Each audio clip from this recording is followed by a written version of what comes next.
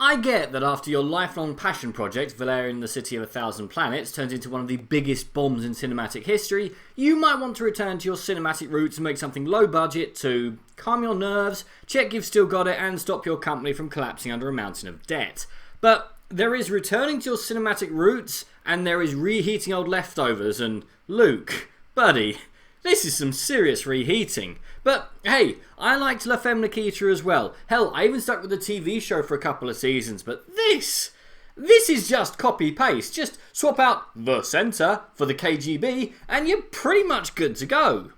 Now, for those of you who haven't seen Nikita, or even last year's Red Sparrow, and on that one I can't blame you, the plot's pretty simple. Set at some point during the Cold War for no reason that I could work out, Anna is, well, according to the blurb, beneath a woman's striking beauty lies a secret that will unleash her indelible strength and skills to become one of the most feared assassins on the planet.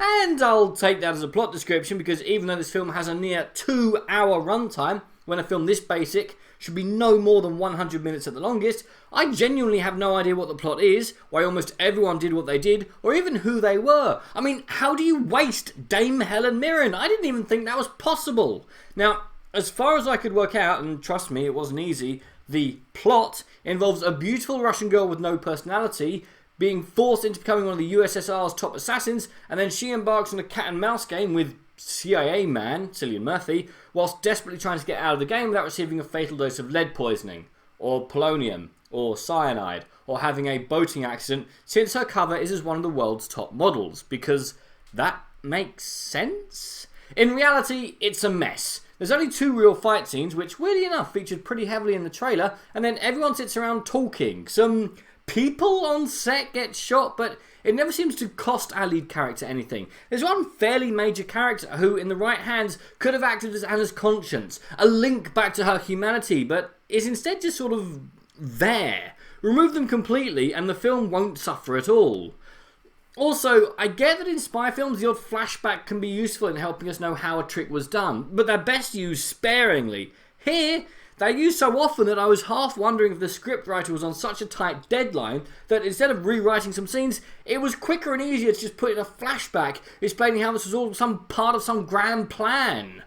It got so bad you could make a drinking game out of them.